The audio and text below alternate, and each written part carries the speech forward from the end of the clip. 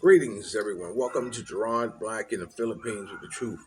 I want to welcome you to my channel, all my subscribers, all my hey, let me check this dude out, all my scallywags, all my triggers, peaches, lovers, haters, commenters, each and every one of you. I want to welcome you to my channel and thank you for taking the time to pop in. You know, I'm going to tell you a story. Okay. Once upon a time, I don't go that far back, but I was on.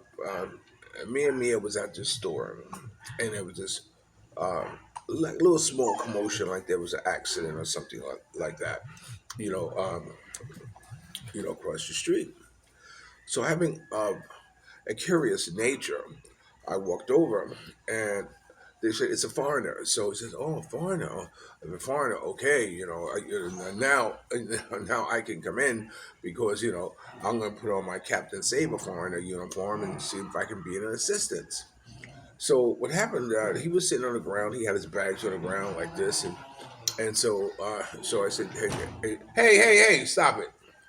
So said, "Hey, can I help you? Do you need anything?" No. I don't need nothing. I don't need nothing. Clearly, you do. You have no place to stay. You have no place to go. Hey, what did I say, Luna? Stop it. Have no place to go, and so he just rebuffed my any type of assistance. So I said, okay. So I walked back across the street to where my friend was at. She owned the store. And so she said that she was telling me the story that he just arrived from Florida, today, from Manila, and he didn't. Uh, uh, he had a girl over here, uh, where he was paying rent, sitting at $500 a month for a whole year. And he kept telling her, I'm going to surprise you. I'm going to surprise you. He bought a refrigerator, bought whatever it was she need. He provided for her. And so one, this was the day that he had surprised her. He flew in, because she said, "Oh yeah, sure, yeah, come, whenever you want." They want to get married, all this stuff like this, and what have you. So he said, "Yeah, come." So he surprised them and came. And so when he went to the house, she opened the door and she said, "Oh, what are you doing here? No, you can't come in. No, you can't stay here. No, no, I'm married. I have a husband." And he was like blown away. He was like, "Wow, all this time you were telling me that you're single, that we want to get married, and all this stuff like this, and come to find out that that you're married, you know, and so he says, this is my house. I've been paying rent here." So he was able to, he ended up was able to stay there one night, but he had to leave, and so come to find out that this girl was a scammer. This girl was also on Shabu. This girl had a lot of problems, but he didn't know that. You don't know that when you're chatting to someone on the internet, on these dating services. You don't know ins and outs of this dame. You don't know her true pedigree. So anyway, so you know, so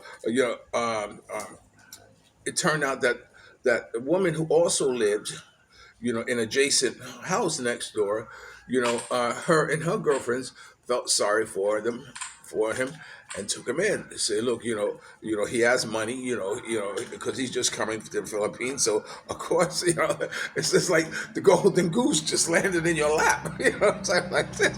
So he had about three or four older women, not young girls, older women. Bring him in, took care of him, fed him, actually treated him like a king, and so what have you that I tried to offer my help, but he didn't need it. So one day, him and this one girl came over on the bike and said, "Look, are you able to call the United States?" So I said, "Yeah." He says, "Well, I can't get money out of my ATM, and I need to call the bank." So I said, "Okay." So of course now he needs my help. I also did a video about this once upon a time.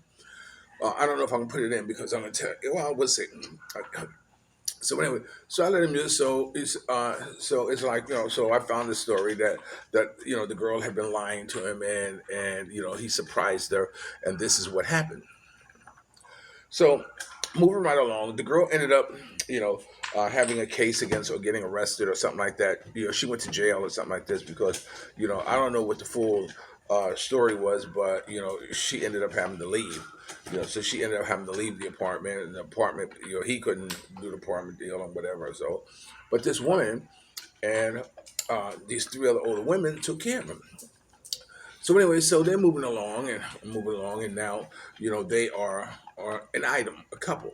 You know, it's wonderful when you see older foreigners get involved with older Filipinas.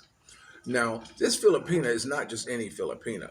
She's someone who's very connected into a community, very connected with the politics, very with the barangay. So she's very connected. I even went with her during the typhoon to go feed people in different areas and whatever, what have you. She wanted me to help and, of course, make a donation, and I wanted to go for the ride. And so anyway, so they became married. They got married. Phew. They got married and whatever. It was nice, went to the wedding, signed and all this for whatever. And he still could not get money from his ATM. He had one of these uh, hole in the wall type credit unions where his disability was going into, and of course they tell him he can use it, but here he can't. So in order for him to get money, he had to buy people's groceries or buy what they want on card. He could charge, but couldn't get any cash. So he would charge. We gone shopping with him a couple of times, and gave him cash. But fair exchange ain't no robbery. If I want to do, I want 500. I want to make some money out of this exchange. This is how you do it. Nothing's for free. One of those type of things. And because I didn't want to be looked at as a mark. You know, where's that? Well, let's call Gerard and see if we can get him go buy something and get cash. So anyway, so what happened? Moving right along, they've had a lot of problems, in getting paperwork. Once they got married, they went back and forth to Cebu, to try to get the necessary paperwork, what they need because now he wants to take her to the United States and etc. And so uh, and this guy here who was from Florida, he's like one of those. Hey, one of these old like Okies from the Stokey type dudes, big, tall, red, white mustache and beard, and move slow, and one of these type of things. He had told me that he had done certain things in the United States. He had an apartment building he was doing like this, and what have you, and come to find out that in my opinion, this wasn't true.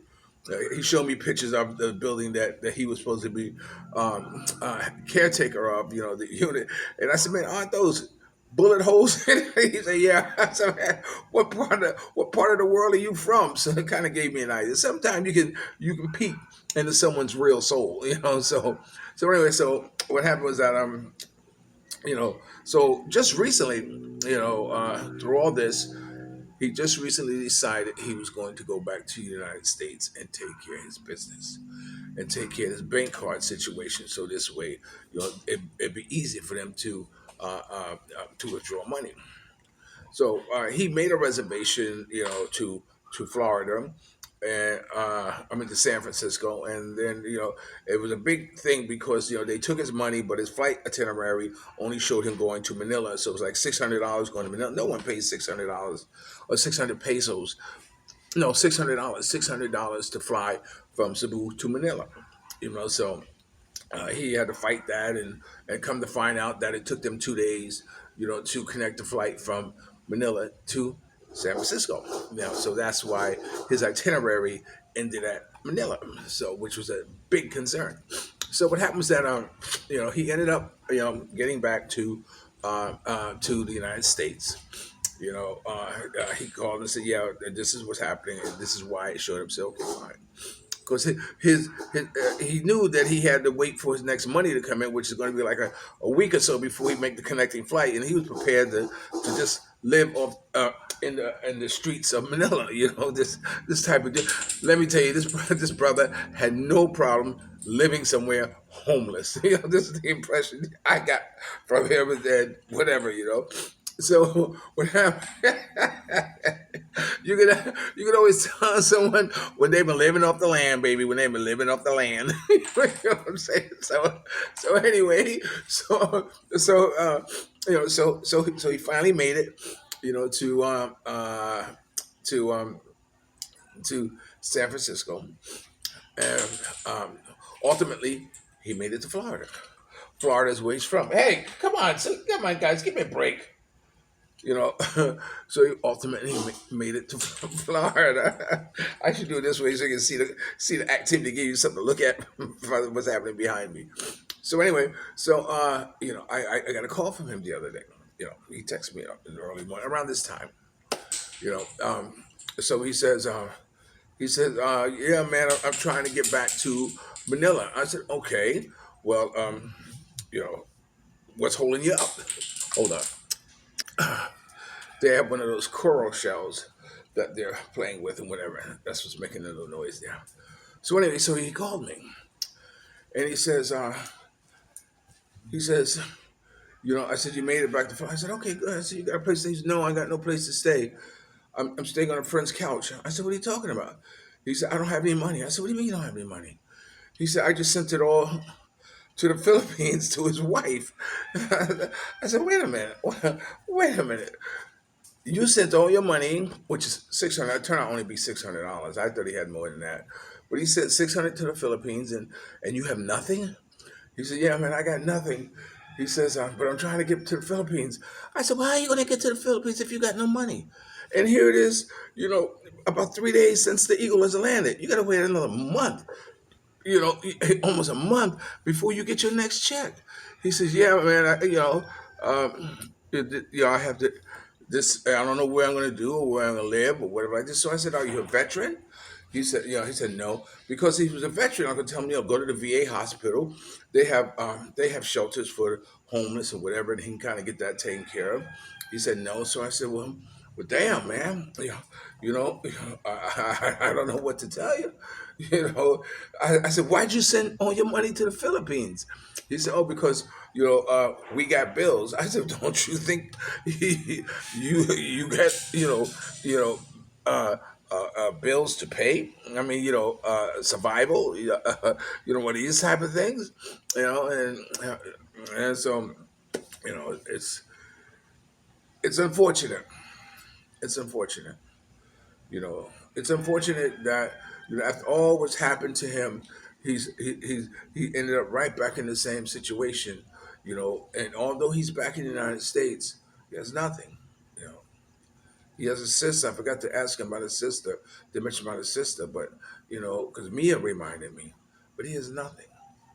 So right now he's in Florida, living off the land, wanting to come back to Manila, and have no money. So I said, hey, Paul, I know you ain't looking at me to loan you money to get back to Manila. I said, that's out of the question. But uh, sometimes the truth gets revealed about how people are really living before they come to the Philippines. Sure, there's some people who are here on owe money, and there's some people, who have something to go back to. But often the time, there are a lot of people who don't. A lot of times, this is it for them, you know. And being here in the Philippines, if you can't, they used to say, if you can't make it in New York, you can't make it anywhere. And that's the same like in the Philippines. If you can't make it in the Philippines, if you cannot make it in the Philippines, you know, with a regular monthly income, then you know what, I don't know what to tell you. I mean, even with an income of six, of 600, that's like 33,000 pesos. That's still good. You get a nice apartment for 5,000, 5,000, and that still leaves you, what 22, 22,000 pesos for the month. You can still do this. You can still live very good, you know, but you know, even if you have a sour, and the house that they lived in, it was owned by the family house, so there was not like there was really any rent, you know. But I asked him, why, he went to the bank, and the bank said, "Oh no, we can't do nothing. You're in the Philippines." I said, "Well, man." So I like say a silent prayer for him, that he's okay. I know she's gonna be fine with him sending her his money every month, like he did the last chick. That's the full circle thing, that he's gonna end up doing the same thing. It's sad. It's unfortunate, but there's nothing I can do about it. Sometimes when they say, you make your bed, so now you got to lie in it. And so anyway, I just want to throw this little story out here and just say, hey man, God be with you. Okay, you're watching Gerard Black in the Philippines with the Truth. Don't forget to subscribe, ring the bell, share, and like. And remember, dreams are nothing more than plans awaiting action. Never disrespect the elder, always pulls one up. And sometimes you're the only one to see your vision. And the best revenge in life is to live good. I'm living good today. Help you too. And if you're lucky enough to have a woman like Ollie Woodson, former lead singer of the Temptation One song, treat her like a lady. And ladies, if you're lucky enough to have a good man like me, make her feel like a king and never say no. And before I go, let me say something. Don't believe the hype. You know, there is no formula for looking at foreigners and being able to determine what type of foreigner they're going to be or who they are or whatever. I mean, you meet people, and you meet them on face value, and then you make a decision there. There's no, I've been here for 6 years, and no one's tried to con me. No one's tried to game me. Yeah, no one's, you know.